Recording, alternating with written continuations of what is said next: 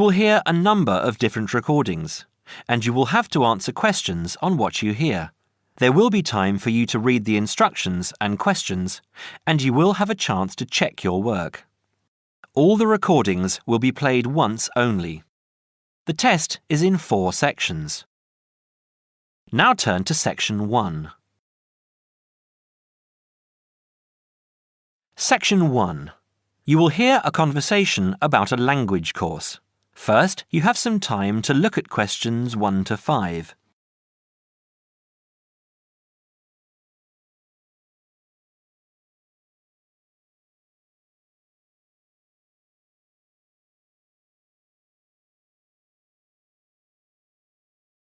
You will see that there is an example that has been done for you. On this occasion only, the conversation relating to this will be played first. Good morning, Borgheimer Language Courses. How may I help you? Oh yes, I contacted you some time ago about following a German course in Germany, and you advised me to take your placement test before we go any further. Well, I've done that now, so I'd like to go ahead with booking the course for this summer, if that's possible. Certainly, sir. You said you took the placement test. What was the result? I was placed at the O3 level. O3. Right. That's lower intermediate. Fine, Mr. The answer is Level 3 or Lower Intermediate, so the course level has been filled in for you. Now we shall begin. You should answer the questions as you listen, because you will not hear the recording a second time. Listen carefully and answer questions 1 to 5. Petterson. John Petterson. Could you spell that for me, please, Mr. Petterson? P-E-T-T-E-R-S-S-O-N. That's a double T and a double S. Am I right? That's right. Now, could I ask you where the course takes place? Well, we offer courses in Hamburg and Berlin. For your level, there's never a problem. There are always plenty of people for the intermediate classes. Oh dear. Does that mean that there might be a lot of students in my class? I wouldn't be very happy about that. No, don't worry, Mr. Petterson. The maximum class size is 12, but I've never known there to be more than 9 or 10 in a class. It could even be 5 or 6. Good. Actually, I'd prefer to study in Berlin. And how long is the course? 3 weeks, 5 hours a day. 2 hours only on Saturday. Sundays free. I see. And what about accommodation? There you have a choice, Mr. Petterson. You can either stay with a German family who are used to having such guests, or you can stay on the university campus, or we can book you into a nearby bed and breakfast. Is there a big difference in price? Not really. Staying with the family works out the cheapest, and the bed and breakfast is a bit more money. Staying on the university campus comes somewhere between the two price-wise, but Berlin is not too expensive anyway. Which do you recommend? Well, if you want to practice your German and be part of a German family, I would recommend staying with a family. Our families are all hand-picked, and we've never had any sort of complaint. Yes, I'll probably do that then. What are the dates of the course? The first summer course starts on the 1st of June in Hamburg and a week later in Berlin, which is what would concern you as you have chosen the Berlin course. That's the 8th of June. The next course would begin on the 2nd of July and then... The 2nd of July course would be perfect for me. Can you put me down for it now? Certainly, Mr. Petterson. Can I have your address, please?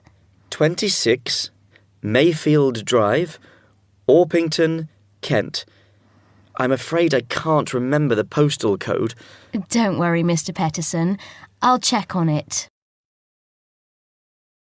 Before you hear the rest of the conversation, you have some time to look at questions 6 to 10.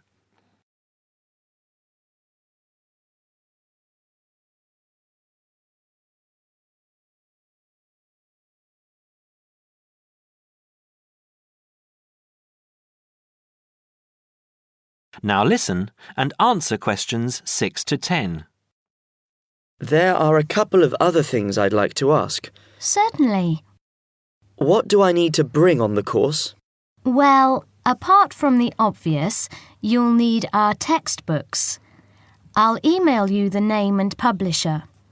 You should be able to find it in your local bookstore. If you do have problems, call me or email me and I'll see what I can do.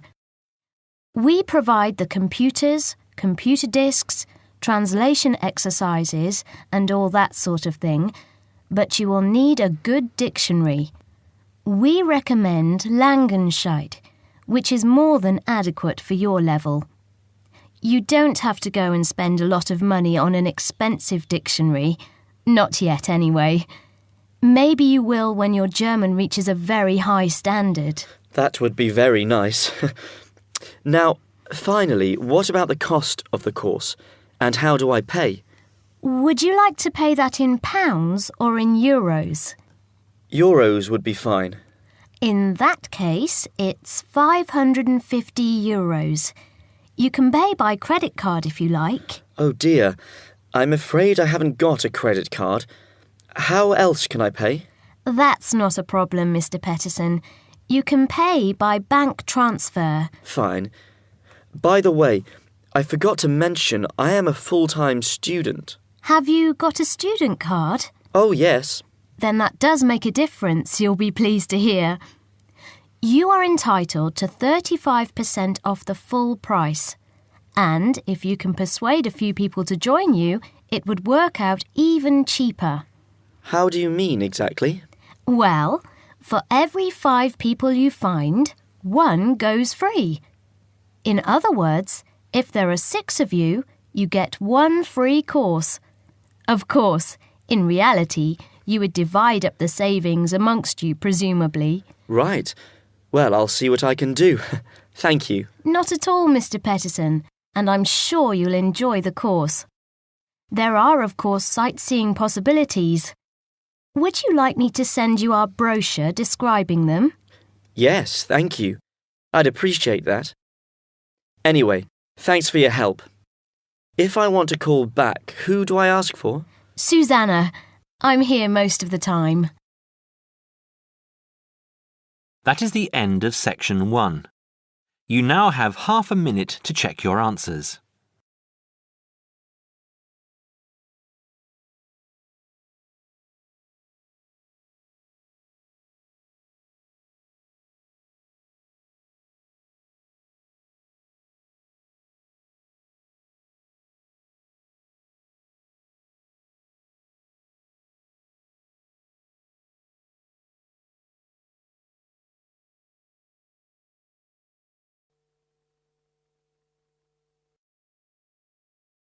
Now, turn to Section 2. Section 2. You will hear a phone conversation giving information about a health and fitness centre. Before you hear the talk, you have some time to look at questions 11 to 16.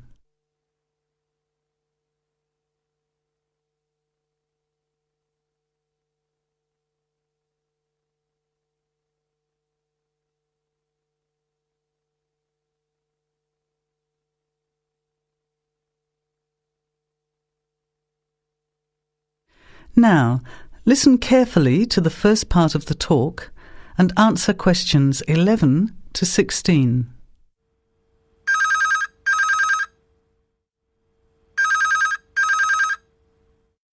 Hello? Hello, is that Miss Heidi Jones? Yes? Good morning, Miss Jones. I'd like to take a few minutes of your time to tell you about the Seven Oaks Health and Fitness Centre, which is in your suburb. Would that be convenient? Okay. Well, the centre's not far from you. It's on the corner of Marion Street and Giles Street and has a large car park. It's open every day of the week, opening on weekdays at 6 a.m. and at 9 a.m. at the weekend. It closes at 9:30 p.m. Monday to Friday and on Saturday at 4 p.m. and Sunday at 2 p.m. We also have childcare Monday to Saturday from 9 in the morning until midday for a small extra charge, so you can leave your children in safe hands while you attend one of our classes, or perhaps have a swim, or if you just want to relax in the spa and sauna or steam room. Talking of classes, we have a very wide range which are designed to suit all different levels of fitness and individual needs. I mentioned the pool just now. Well, in addition to swimming laps or just relaxing, we also offer aqua aerobic classes, which are 45-minute classes that use the therapeutic effects of water. This provides a very safe and effective exercise and is suitable for all fitness levels, as well as being a lot of fun. Many people who haven't been exercising for a while start in the aqua classes, as do people who need to take care after hospital surgery, for example. These classes are very popular and are scheduled every weekday, Monday to Friday, and on Saturday afternoon and Sunday morning. Another very popular activity in the pool area is learning to swim, and these swimming classes are held at 4 p.m. every weekday and in the mornings at the weekend. By the way, they're open to both adults and children of any age. Before the talk continues, you have some time to look at questions 17 to 20.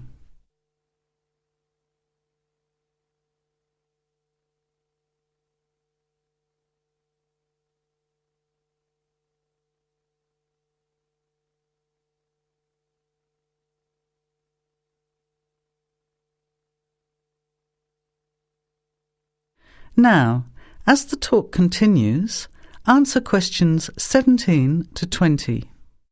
Now, it would take too much of your time to tell you in detail about all our programs, as we have a very wide range of activities at different times. However, I'll just outline some of them. Our super circuit classes are extremely popular, and you get a good aerobic workout while toning your muscles. They're easy to learn, as you combine using hydraulic equipment with exercises guaranteed to give you a good cardio workout. The teachers are very good and there's a fun atmosphere. And the classes are very effective in assisting weight loss, relieving stress, lowering blood pressure and generally increasing fitness. Oh, and I haven't mentioned our range of aerobic and step classes of different types which suit all levels. Our specially designed aerobics room holds over 55 people, and our highly qualified and trained staff can advise you as to which class might suit you. We are inviting you to a free 1-week trial period when you can come and try any of the classes or activities before you make the decision to join. By the way, there is also a large and very well-equipped gym where we offer free fitness assessments, and you can have an individual program designed just for you. Also, the cardiovascular room has the latest range of machines which help you burn fat, increase your fitness, or just warm up. They're very popular, as you can forget all about the calorie burning by watching your favourite music videos on TV while you exercise. Right now we have a very special new member joining fee offer, which allows 2 memberships for the price of 1, a real bargain. So if you can, bring along a friend who'd like to get fit as well in time for summer. Come along and try us out. You can meet the staff. Try out some of the classes for a week, absolutely free. And then, if you like us, sign up for only $110 each for 6 months. Thanks for taking the time to learn about the centre, and I hope we'll see you there soon, Heidi. I'll put one of our brochures in the mail for you right now. Bye for now. That is the end of section 2. You have half a minute to check your answers.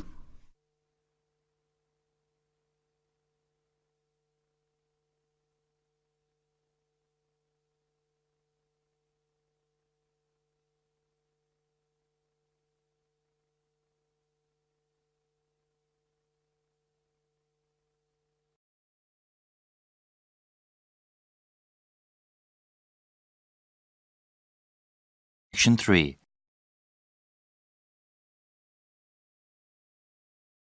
Section 3. You will hear a conversation between a student, Kayana, and a professor about an assignment. First, you have some time to look at questions 21 to 27.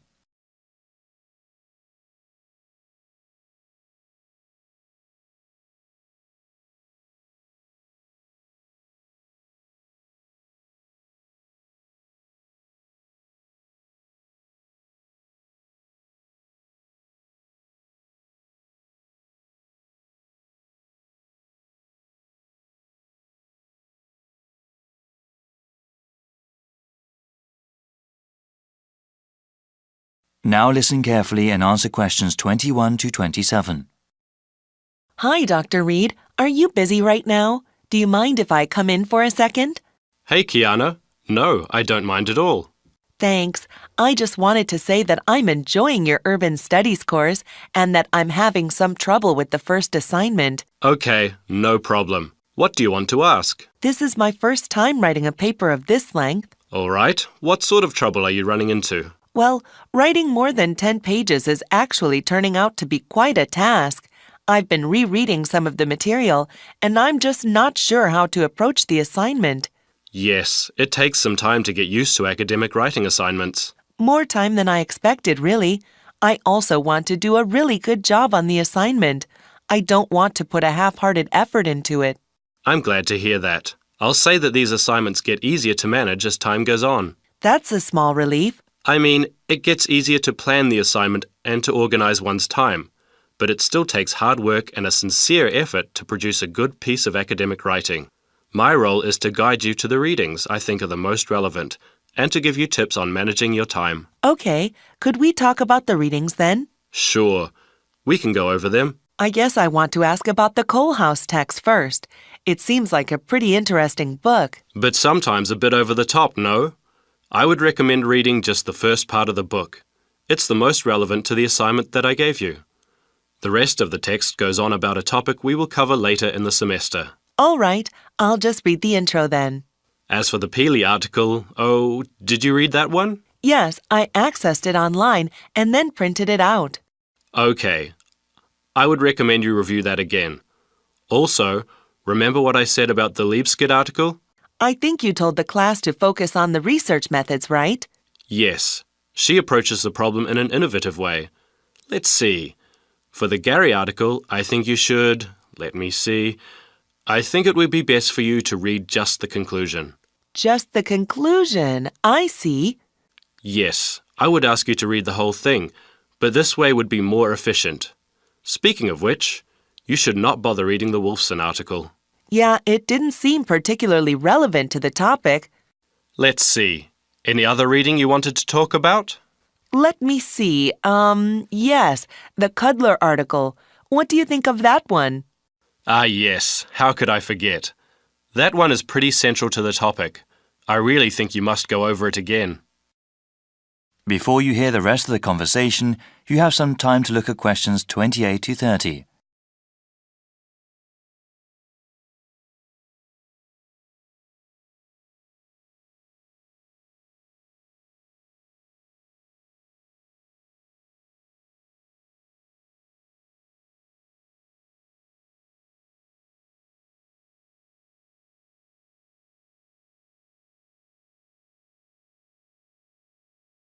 Now listen and answer questions 28 to 30. All right. Is there anything else you wanted to ask about? Yes, I wanted to ask about the line graph that you provided. It seems that the legend identifying the different parts is not there. Ah, it must not have been photocopied correctly. Here, let me explain them. They all represent percentages of the population in Manassas, okay? Line 1 here at the top is the percentage of people who were born in a foreign country. Born outside the country. Okay, and this one? The next line down, line 2 refers to the percentage of people with citizenship. All right, got it. Those making a middle-class wage are represented by the fifth line down. Okay, middle-class wage earners. And the line number 4? That is the percentage of people with a college education or higher. All right, and the one in the middle? That one is the percentage of population who are married and have children. Got it. Thank you so much, Dr. Reed. I really appreciate your help. That is the end of Session 3. You now have half a minute to check your answers.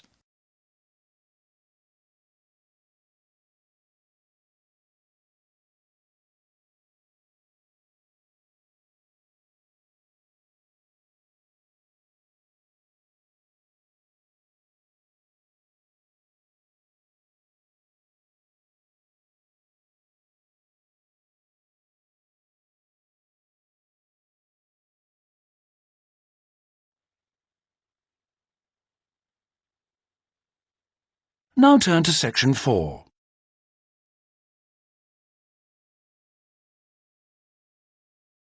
Section 4. You'll hear a talk on the subject of the urban landscape.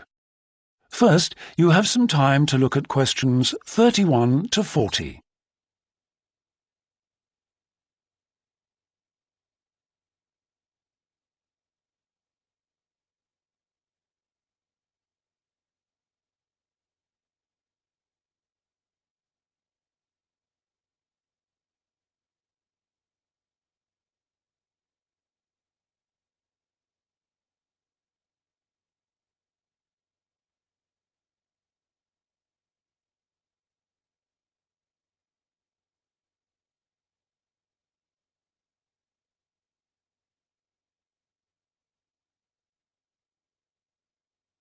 Now listen carefully and answer questions 31 to 40.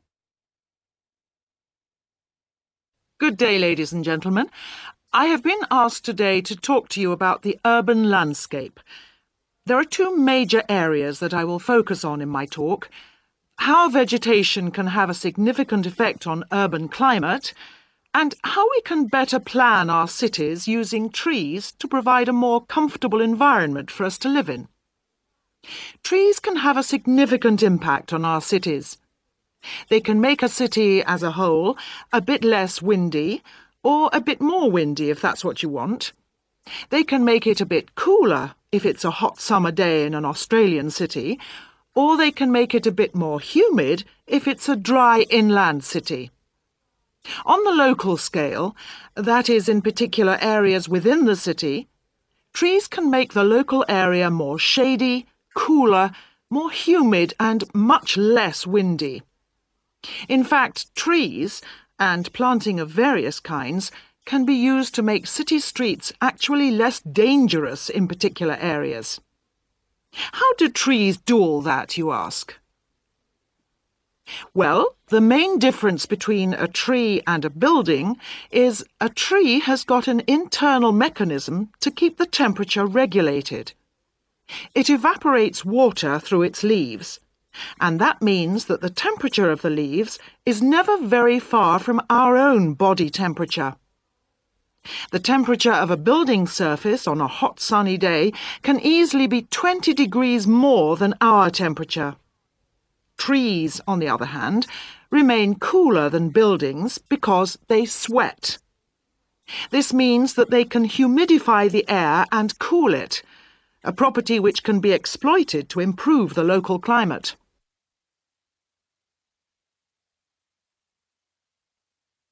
Trees can also help break the force of winds.